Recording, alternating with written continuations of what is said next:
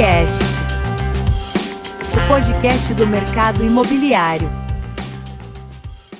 Fala, mercado imobiliário, mais um StayCast. Hoje eu tô com um cara aqui, que o cara, ele constrói coisa, aí um cara é bom.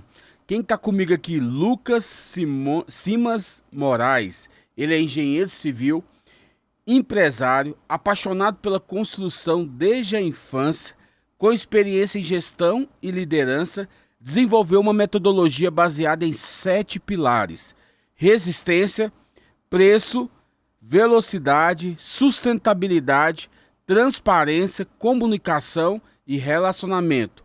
Ao longo da sua trajetória, liderou vários projetos desafiadores, sempre buscando soluções inovadoras e eficientes.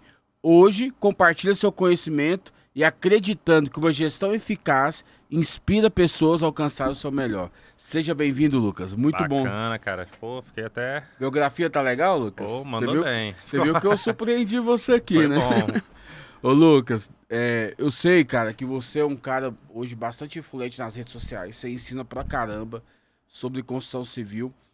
E ensinar sobre construção civil hoje, você tem que ter uma comunicação boa, porque acaba que é um assunto técnico. Eu não vou falar que é chato, mas é um assunto técnico. E quem é empresário que está na construção civil, ele carece desse conhecimento, né, Lucas? Sim, exatamente, cara. A comunicação hoje em dia, que está sendo todo o diferencial e é o que mais o profissional peca, né? E isso está ligado diretamente na liderança, né? Como que você vai exercer um papel de liderança com a sua equipe se você não tem uma excelente comunicação? Então, tanto essa comunicação com a sua equipe, com o seu fornecedor, com o seu cliente, ela tem que ser muito clara, não somente técnica, né? Você tem que saber passar da maneira mais fácil de se comunicar, né? De como você se fazer ser entendido. Sim. Lucas, em toda a cadeia, assim, da parte da construção civil, eu sei que a parte mais baixa lá é a parte, às vezes, que a questão para assimilar as coisas são mais difíceis. Exato. Você não tem um mestre de obra, ou você não tem um engenheiro, você não tem um cara com pegada, o negócio degringola, não degringola? Se você realmente, para você falar, quando você vai conversar com o cliente, você acaba não utilizando a mesma linguagem, né? A mesma maneira de falar quando você vai falar com a sua mão de obra, né? É aquilo como eu falei. Você tem que passar da melhor maneira, se fazer ser entendido, né? Então, você ter essa habilidade de alterar, né?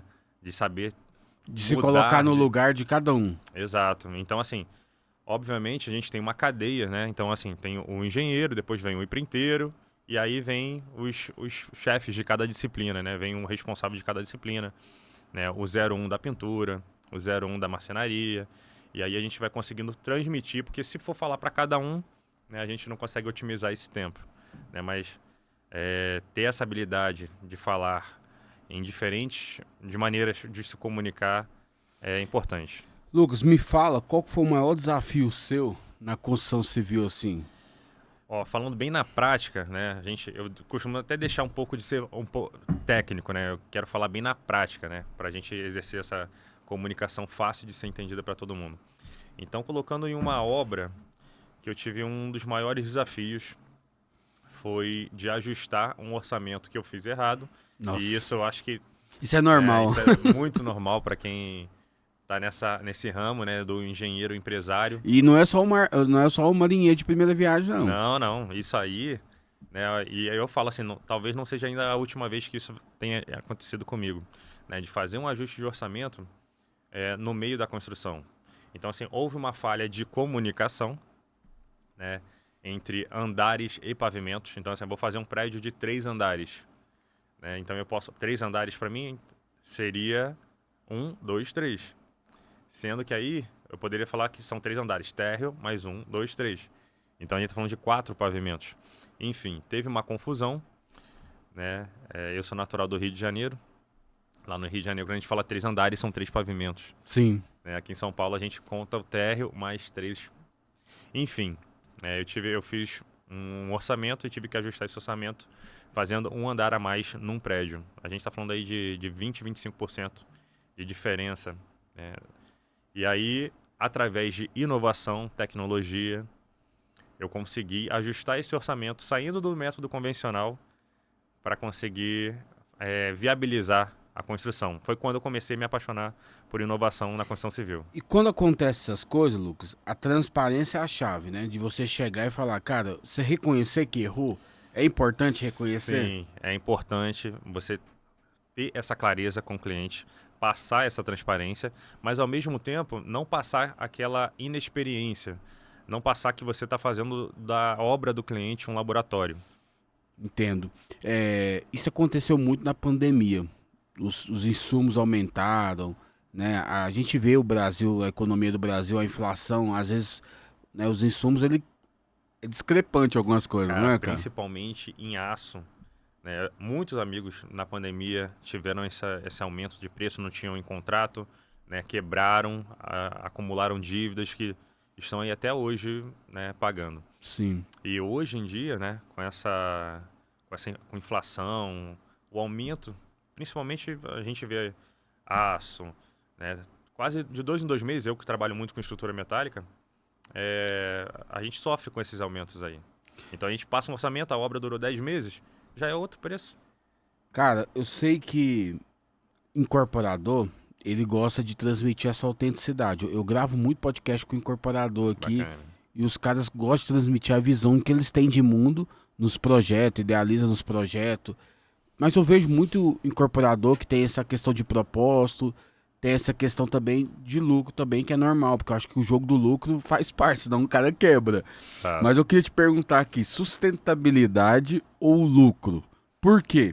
Porque o que deveria ser prioridade de uma obra é reduzir os custos e investir em soluções sustentáveis, não é? Exato. Porque ela também gera lucro, não gera? Vamos lá, muito importante. Por isso, a importância da inovação. Hoje, né, com o avanço de tecnologia, inteligência artificial, né, todo dia está sendo inventado um novo tipo de material. E geralmente, esses materiais vêm como premissa, né, ser mais barato do que o método convencional, ser mais rápido que o método convencional e prezando a sustentabilidade. Então, assim, nos momentos, exatamente no momento de desafio, né, que eu me encontrei sem saída, que eu fui, né, para a inovação e encontrei produtos e maneiras de trabalhar mais rápido, mais barato, com maior resistência e mantendo a sustentabilidade. Né? Então, Uau. hoje em dia tem vários exemplos, né? Tem as massas poliméricas, tem tijolos, né, que já substitui o reboco, já substitui o trabalho da argamassa. Então a gente consegue acelerar o processo, né, com menos etapas de trabalho, de serviço. Então isso aí, além de ser mais rápido, você está pagando menos mão de obra, então custeia essa diferença. E geralmente esses produtos são sustentáveis, né? Eles têm como premissas fazer com material reutilizado e aí, né, utilizando menos água na construção. Né? Então, a gente comparando, por exemplo, a questão de água, né? Hoje em dia tem métodos construtivos que você utiliza 5 litros por metro quadrado. Só para efeito comparativo, o método convencional, hoje em dia a gente utiliza 500 litros por metro quadrado de obra.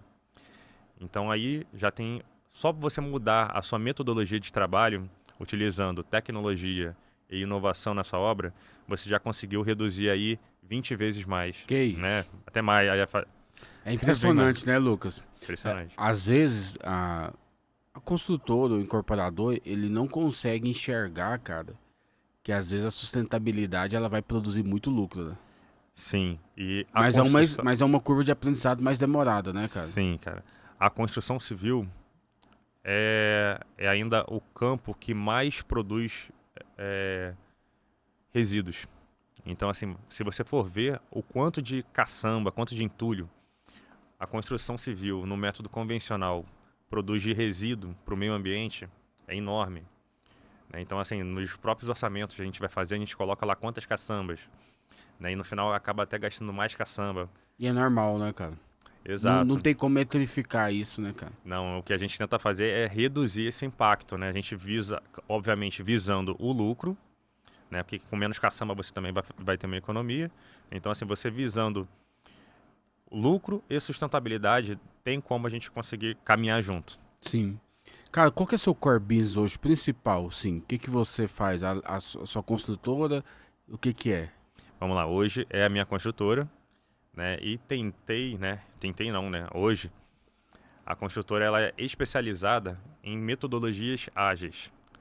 Então assim, a gente utiliza muito metal, né? Estrutura metálica, e a gente tenta trabalhar com várias disciplinas ao mesmo tempo de maneira organizada. Então, num cronograma comum, onde a gente entraria com os processos individuais de cada disciplina, a gente coloca 5, 6 disciplinas ao mesmo tempo, de maneira que elas se comuniquem, não se atrapalhem. E aí o diferencial é entregar uma obra muito mais rápida, né? E aí eu consigo entregar num preço abaixo do mercado, porque quando eu consigo entregar uma obra rápida, né, eu pago menos mão de obra. Né? Atraso é prejuízo. Cara, eu vou te falar com todo carinho e amor, não leva a mal não. Vamos lá. Porque engenheiro, você é engenheiro, é muito exata, é cartesiano. Exato. Você acha que, eu sei que tem todas as profissões, existe essa questão do advogado, às vezes o cara não é comercial, mas tem um engenheiro que é comercial. E eu quero te perguntar, você acha que os engenheiros estão prontos para liderar? Por quê? Né? A formação acadêmica dos engenheiros realmente os capacita para gestão e liderança? Ou falta preparo nesse sentido? Falta 100% de preparo nesse sentido. E aí eu vou ser até mais polêmico quanto a que poderia ter essas disciplinas na formação do engenheiro. Hoje, o engenheiro ele sai da faculdade sem saber se vender. Ele não sabe precificar o seu serviço. Então ele vai ter essa dificuldade. E se você quer desenvolver um papel de liderança, se você quer ser um empresário, dono de construtora, você precisa ter esse papel de desenvolvimento, esse papel bem desenvolvido. A habilidade de comunicação, a habilidade de liderança, né? Isso se você quer se destacar. Então, hoje na faculdade, você não sabe fazer certamente um orçamento com precisão, você não sabe todas as habilidades que o mercado está te esperando. Então, assim, você vai aprender realmente na prática. E poderia estar sendo ensinado na faculdade. E leva muito abordoado, né, cara? Apanha muito. E é justamente nessa área que eu vi essa carência de passar essas dicas, esse conhecimento, porque eu apanhei muito na prática. O cara foi apanhando, e aí você vai tendo prejuízo e ninguém quer tomar prejuízo. Né? Então, eu vi como uma forma de me capacitar também, né? Eu ensinar. Então, assim, eu fui aprendendo conforme eu fui ensinando. Sim. Lucas, outra polêmica aqui. Mão de obra qualificada ou barata? Por quê? Contratar profissionais experientes é muito mais caro. Exato. E sempre é a melhor escolha. Ou a eficiência pode vir de um treinamento bem estruturado para iniciantes. Cara, excelente. Vamos lá. Eu contratei já muita mão de obra barata. Né? Então, assim, eu menosprezava a qualidade do serviço. Né? Vamos dizer assim, não, assim, é um serviço fácil de fazer. Não que eu queria entregar com má qualidade. Mas, às vezes, aquele fácil para você, né, não era tão simples para a mão de obra que você contratava. Então, eu visando economia, e aí, tanto a economia para o cliente, que você acaba cedendo no início, você acaba cedendo em custo para o cliente, em prazo, você diminui o seu lucro, você acaba tendo que tirar isso de algum lugar. Né? Então, assim, em alguns materiais você não consegue diminuir a qualidade, nem é aconselhável. Mas aí você começa a baixar na mão de obra. Então, assim, a quantidade de retrabalho é muito maior. E aí, comparado com o preço de um bom profissional, né, se tornou viável. Isso é pela experiência que você tem e horas de voo. Exato. Você já viu, Apanhando. você já viu muita coisa acontecendo. Gente, eu já tomei muito prejuízo em obra. Né? Então, por mão de obras, que nesse tema, no caso, mão de obra mais barato, então uma pintura que fica muito mal feita, depois eu tenho que chamar um pintor bom Pra refazer. E acaba cobrando muito mais. Esse jogo de refazer que é embaçado. Isso, o retrabalho é prejuízo dobrado. É o prejuízo financeiro, é o prejuízo do cliente também não querer te indicar mais. Que isso. Você teve uma experiência ruim nesse sentido? Quer contar uma aí? Que você sentiu a dor? Sim, algumas experiências. Veio apartamentos de alto padrão que eu tive que pintar por 4 pintores diferentes. Que Então, isso, mano. né, então, assim, eu comecei com um pintor, depois o cara sumiu, aí depois contratei outro, né? E aí depois... Isso é porque foram muitos erros de processo também. Então, assim, eu pintei o apartamento quando ainda estava colocando porcelanato. Então, depois eu tive que repintar. O cara que repintou já não foi o primeiro, né? Então, teve muitos erros de processo. Então, é uma das coisas que eu também gosto de estar instruindo, principalmente os novos engenheiros, construtores, são os processos bem definidos, bem claros, de como ele vai fazer para que tenha uma melhor orquestração, vamos colocar assim, um melhor desenvolvimento na sua obra. Cara, seguindo essa linha aí, existe um tema assim que todo mundo fala, o cliente tem razão. Eu sei que até que ponto os desejos do cliente devem ser atendidos quando compromete qualidade e segurança da obra. Vamos lá. Eu tenho hoje uma metodologia e eu explico para o cliente quando tem uma objeção ou quando eu quero colocar uma inovação na obra dele, né? Porque hoje o cliente, vamos se tratar aqui que o cliente, vamos partir da premissa que ele é leigo. Então ele está esperando um método convencional, né? A gente está falando de cimento, areia, tijolo. Quando você quer colocar uma inovação, eu quero fazer uma parede com forma de isopor, quero usar massa polimérica. Você tem que explicar para quebrar essa objeção do cliente primeiro. Então você passando essa autoridade, né, mostrando que suas obras já foram feitas desse jeito e que no final ele vai ter um ganho de velocidade, um ganho de repente até financeiro. Então assim, você vai entregar a obra do cara num prazo mais curto. Tudo vai depender da sua postura, de como você vai passar e transmitir essa segurança para o cliente. Então, o cliente... Você consegue quebrar todas as objeções quando você fala que é mais resistente, que é mais barato, que vai ser mais rápido e que no final ainda é sustentável, né? Então, assim, qual o motivo do cliente dizer não? Forte, E hein? aí você consegue quebrar, né? Então, assim, o cliente tem sempre razão? Não, opa, aqui, vamos lá, essa porta aqui é minha. O cliente não decide aqui. Quem decide aqui se abre ou fecha sou eu. Então... Ô, Lucas, eu percebo assim que quando você trabalha na construção civil, existe uma questão, às vezes, de você querer entregar um negócio rápido, a velocidade. Que você acha que é mais importante? A velocidade ou a qualidade? Por quê? Isso é mito ou realidade? Porque é possível entregar obras rápidas sem comprometer a qualidade. Ou isso apenas é uma ilusão do mercado? Não, vamos lá, é possível entregar obras rápidas mantendo a qualidade. E é justamente essa metodologia, né, essa prática que a gente vai tentando desenvolver cada vez mais, né, e que eu costumo fazer. Então, eu tento sempre associar a velocidade e a qualidade. No final, você mantendo essa transparência com o cliente, né, o cliente, na verdade, ele está esperando ali a melhor experiência.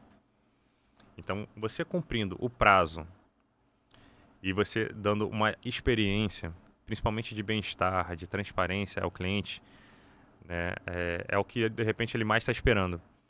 Se você, às vezes, estourou o prazo, mas manteve a sua transparência, a sua comunicação, por querer entregar algo a mais, né, dá essa percepção para o cliente de que ele está recebendo algo a mais do que ele está pagando. Então, esse encantamento, né, também é importante. É importante, é uma premissa que a gente tenta fazer.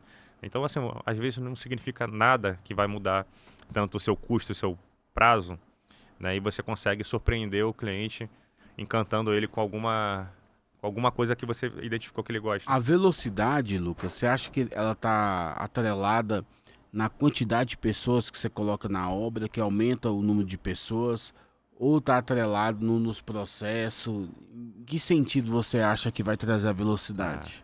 São diferentes etapas da obra. Tem etapas que quanto mais gente você colocar, vai ter um processo mais rápido. Mas o mais importante é o processo. Você conseguindo colocar os processos bem definidos, você consegue trabalhar com várias mãos de obras simultaneamente para que faça um serviço, cada um fazendo o seu serviço, de maneira que não atrapalhe, né? E aí, óbvio, vai depender agora do líder. Então, desenvolver essa habilidade no engenheiro, no arquiteto, em quem estiver fazendo a gestão da obra, que é a diferença. Inclusive, né, agora para março, abril, vai estar saindo o meu primeiro livro, que eu falo muito sobre isso, né? O título do livro é Liderando Obras, Transformando Resultados, que eu fiz mais um guia, né? Seria um guia prático para o gestor de obras conseguir fazer essa organização, né? Esse organograma, né? Identificar cada responsável por cada disciplina, você passar essa comunicação. Então, é possível, em diferentes etapas de obra, você conseguir trabalhar com os processos bem definidos, não necessariamente seria colocar mais pessoas dentro da obra. Construção tradicional ou inovação? A construção por inovação hoje tende a ter esses pilares que a gente falou no início. Então, hoje, toda a inovação, ela busca resolver uma dor. Então, assim, toda a construção hoje, quando a gente pensa em fazer uma reforma, uma obra, a gente logo, né, faz aquela cara assim, caramba, putz, vai demorar, vai estourar o prazo, vai estourar o preço. Então, a inovação veio justamente para resolver essas dores, onde a gente tenta melhorar a velocidade. Então, assim, uma obra que ia durar 1 ano, se vai durar 6 meses, não é muito melhor? Então, a inovação vem para isso.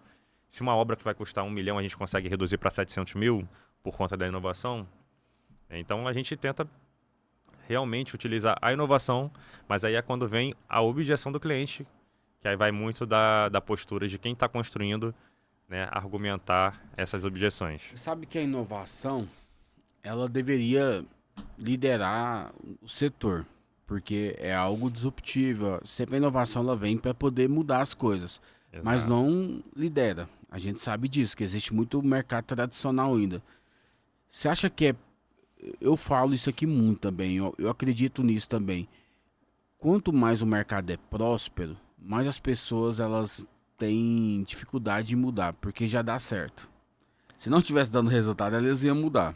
Exato, elas tendem a ser mais conservadoras. Conservadoras. A gente vê uma curva em pesquisas, né, o nível de inovação, tecnologia que a construção civil está comparado com outros setores do mercado. Então, hoje, a construção civil ainda tem muito a ser explorada por questões de tecnologia e inovação. Comparado com outros mercados, a construção civil está 20 anos ainda atrasada. Então, assim, ainda tem muito a se explorar, né? A gente está falando do mercado mais rico do mundo. É um mercado que movimenta aí 30% do PIB mundial. Né? Nenhum outro mercado, nem É o o agro... segundo, né? É o segundo. Não, o primeiro é o agronegócio, o segundo é a construção isso civil. no Brasil. No Brasil.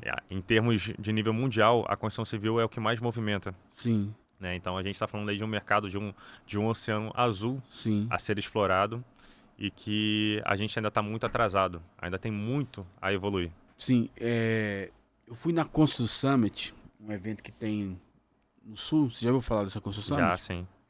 E eu vi muitos construtores ali. Cara, só cara de cabeça branca, não tô desprezando assim não, mas muita gente assim, já de idade. E eu vi alguns deles assim com os filhos, né, que estão assumindo a operação agora. E eu lembro que eu fui fazer uma apresentação de um produto que eu tinha, de uma empresa, e os caras falaram pra mim, assim, um senhor que me marcou, ele falou assim, ó, meu filho, isso aqui, na nossa geração você não vai prevalecer não, mas a geração dos meus filhos, talvez eles vão querer fazer isso aqui. Exato. E é muito difícil você entrar para pessoas que é igual a eu, que pensa da mesma forma que eu, assim. E, cara, ele tinha razão de falar aquilo ali, né? Porque a gente tava falando, na época eu era sócio de uma empresa de metaverso, e a gente fez o primeiro lançamento aqui em São Paulo, no stand de venda no metaverso, que é um tour virtual. E aí eu lembro que, cara, os caras gastam dinheiro, assim, um dinheirão para poder fazer a questão do decorado, aquela coisa toda. E eu sei que tem uma parte muito boa nisso, porque eu trabalho com isso. É encantamento, né? A vendas. Isso. Mas também tem coisas que a tecnologia, cara, ela consegue trazer um custo-benefício muito bom. Porque você gasta aí num VGV do empreendimento para fazer um decorado de 3 a 10% aí, dependendo, Sim. né? E aí você coloca um negócio desse, você não vai gastar nem 1%. Exato. Ó. Tem estudos, né, que projeções, né, nos próximos, esse ano de 2025 e 2026, ou seja, esses próximos 2 anos, a tecnologia, a inteligência artificial na construção civil vai ter um avanço tão significativo. A gente está vendo aí ChatGPT, agora veio o DeepSeek, né, o chinês. E o quanto isso está movimentando o mercado. O quanto isso... Hoje em dia, todo mundo já está utilizando o ChatGPT, né? E nos próximos 2 anos, quem não se atualizar vai ficar para trás. Porque vai ser uma revolução enorme. Essas questões de tecnologia e inteligência artificial. Sim. Então, assim, quem não tiver preparado vai ser engolido. Eu queria fazer outra pergunta aqui. Você acha que o preço justo, ele existe? Em que sentido? É realmente possível equilibrar custo, qualidade e velocidade em um projeto sem que uma dessas variáveis saia prejudicada? A gente sempre tem que tomar cuidado com a velocidade, com a qualidade. E aí, obviamente, não tanto o preço, que quando a gente entrega, né? Se é uma obra de 6 meses e entrega em 4, a gente está falando de menos de 2 meses de mão de obra. Né? Mas aí você pode estar sendo negligente na segurança. Que aí entra a questão que eu falei, você ter um projeto bem definido, você ter uma metodologia, uma liderança e bons profissionais, né? Claro, um setor de qualidade, você consegue associar essa velocidade com a qualidade e mantendo o preço justo. Agora, esse preço justo é muito subjetivo. Né? Então, assim, o preço justo por essa experiência que eu proporciono ao cliente, dele não ter dor de cabeça, manter um bem-estar. Né? Então, assim, tem o seu preço. Você fazer algo diferencial, né, tem um custo. Então, o preço justo é o bem-estar que você proporciona ao cliente. Forte, hein? Lucas, tem um negócio aqui que é polêmico, mas eu vou fazer. Bora. Arquitetos versus engenheiro. Rivalidade ou parceria? Eu já tive... A eterna disputa entre arquitetos, né, arquitetura e a engenharia atrapalha ou impulsiona o setor. Em que sentido? Hoje existe muito meme disso. Tem bastante. Você já viu os memes assim, aqueles prédios assim futurísticos, aqueles, né, com a fachada imponente, aquela coisa toda diferente, né? Aí os caras, o engenheiro tá internado agora. O engenheiro se ferra ali, se arromba pra fazer. É. Olha, inicialmente eu já tive muita rixa, implicância, brincadeira mesmo, né? E hoje em dia a gente encara como grandes parceiros. Né? O cara, quando você realmente desenvolve a postura ali de ser um líder de equipe, o arquiteto ele tem que ser seu parceiro, você tem que jogar junto. Então hoje, né, tratando com mais seriedade, eu utilizo os arquitetos como parceiro. Na verdade, até os arquitetos gostam muito de mim. Então, ontem eu estive falando de um galpão que inicialmente tinha 20 pilares. E eu fiz esse galpão ficar com 8 pilares, através de estrutura metálica, tecnologia. Né? A gente inovando, a gente conseguiu deixar um ambiente muito mais amplo. E isso é o que, vamos botar assim, o arquiteto vai amar. Um engenheiro que consiga tirar... Falando isso a grosso modo, né? É claro que tem muito mais coisa envolvida, muito mais... trabalho inserido que caminham juntos. Como que você desenhou esse projeto aí, que você diminuiu? Esse projeto em si, por necessidade do cliente, né, então ele queria mais amplitude, era um galpão muito antigo, né, então certamente não deve ter existido um projeto ou um arquiteto, né, e o construtor fez o galpão, achando de colocar os pilares necessários.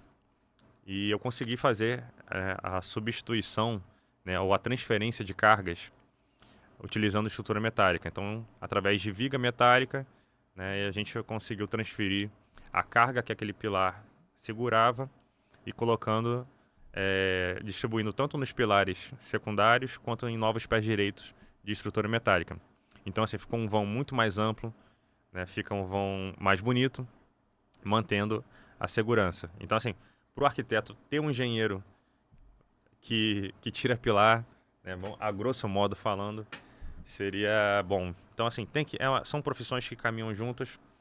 Né, vamos colocar...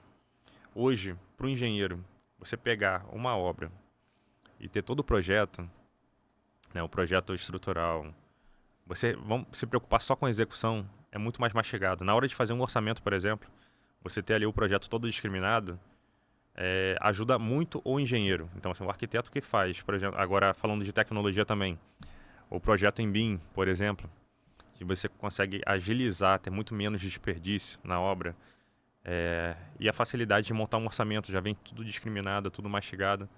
Então isso ali ajudou muito também o engenheiro. Uau. A transparência no setor imobiliário, eu acho que é uma polêmica muito grande, porque existe vários gargalos que vai acontecendo na jornada aí. Isso aí. E às vezes tem que ter um spreadzinho ali que às vezes o custo, igual a gente falou aqui. Você acha que ela é importante? Você acha que ela tem ainda essa questão, ainda as pessoas omitem essa transparência na construção civil? Quando a gente faz um orçamento, né, e aí a gente pega a obra na prática, por melhor planejamento que você tenha, sempre tem ali um material, é uma fita isolante, é um tubo de PU, é uma espuma expansiva, é alguma coisa que você deixou de passar ali no orçamento que vai aparecer. Não existe obra que não vá dar problema. Toda obra tem seu problema. Você talvez ainda não saiba, mas vai ter problema e aí o seu diferencial é você resolver esse problema da melhor maneira sem passar isso para o cliente. Sim. Então, quando você vai orçar o serviço, obviamente você vai colocar ali uma margem, né? Aquela margem de perda, vamos botar assim, igual quando você vai orçar, vai comprar uma caixa de piso, né? Então tem aquela parte de corte, né? Então, e ao mesmo tempo você mantendo a transparência. Então você vai continuar oferecendo, orçando ali o valor justo, né? E aí isso vai tudo mais da sua experiência também. Quanto mais experiência você tiver, mais precisão você vai ter no seu orçamento, vai ter previsibilidade desses custos extras. Ô Lucas, nós temos uma parte do programa aqui que é esse canal aqui do YouTube aqui, do Stay Cash, principalmente é para corretor. Tem muito construtor que nos ouve, incorporadores, né? Galera do mercado imobiliário. Mas eu gosto de deixar para eles aí também uma mensagem e eu gosto de fazer algumas perguntas aqui que é corriqueira do programa. Bora. O que é um bom construtor para você, cara? Depois eu vou fazer outras perguntas. Mas agora é de bate pronto, mais rápido. Tá. O bom construtor é o que consegue identificar, é o que consegue materializar o sonho, a necessidade do cliente, mantendo um bem-estar, comunicação, tanto com o cliente, seus fornecedores e sua mão de obra. Você trabalha com corretor de imóveis? Quando você vai fazer seus projetos também, como é que funciona? Já trabalhei muito com corretor de imóveis, principalmente no início da carreira. E o que é um bom corretor de imóveis para você? Vou simplificar e até quase que copiar. Bom corretor de imóveis é aquele que consegue identificar as necessidades que às vezes nem o próprio cliente Sabe? está conseguindo expressar. É isso mesmo. Eu E entendo. aí oferecer o melhor ambiente, né, para ele materializar os sonhos dele, que ele almeja com a sua família, com o que ele sonhava. Né? E um bom gestor? O bom gestor, e aí eu bato novamente na comunicação. Um bom gestor é o que sabe se comunicar de maneira melhor, que sabe se posicionar, né, e que sabe orquestrar as disciplinas, diferentes disciplinas, para que o combinado de prazo, custo e qualidade seja honrado. Quem é o Lucas não é o que você faz, mas é o Lucas de fato como pessoa. Quem é o Lucas?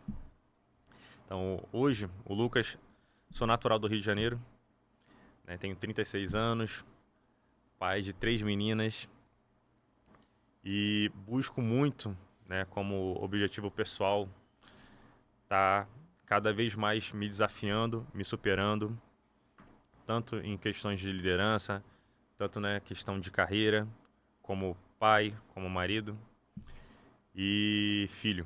Uau. Lucas, agora você está preparado para essa última pergunta aí. Vamos lá.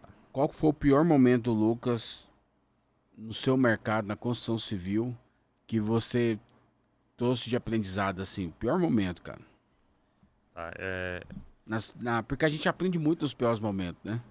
assim, eu costumo falar que toda obra eu enfrento uma surpresa, né, algo imprevisível. Né? Então, problemas o engenheiro vai ter sempre. Né? É uma profissão que o problema faz parte da engenharia.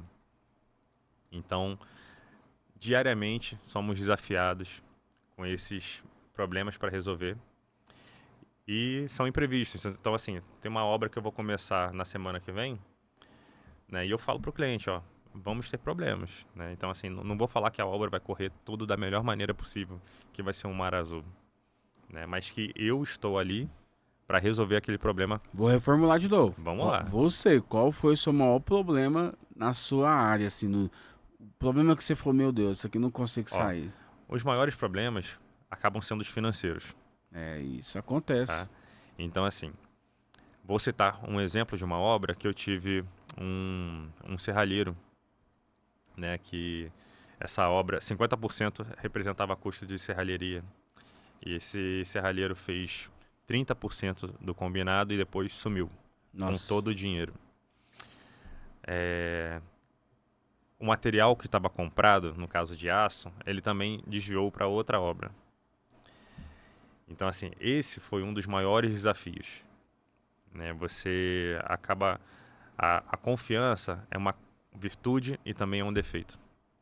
Então, eu acabei confiando, né? E aí são erros de processo, de inexperiência, né? Não ter um contrato, não ter um parceiro realmente parceiro, credenciado, com autoridade, credibilidade.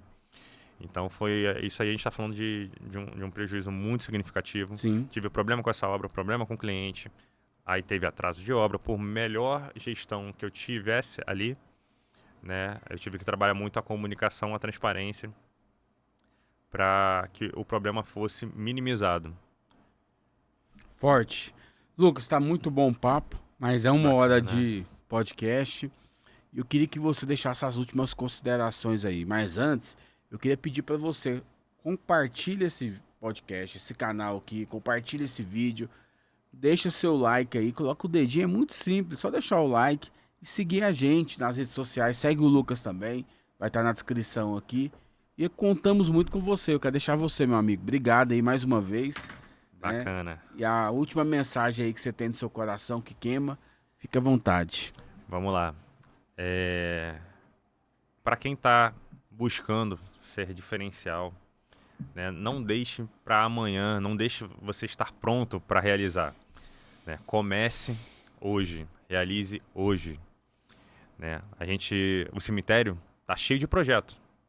Muita gente espera ficar pronto para começar a agir. Eu fui um exemplo disso. Então eu esperava sempre um próximo passo para estar pronto para agir. Então, assim, nós nunca vamos estar preparados para o próximo passo. Então, assim, realize hoje, haja hoje, faça hoje. É isso. Muito bom. Deus abençoe sua vida, tamo junto e compartilha esse vídeo. Bora! Valeu, um abraço.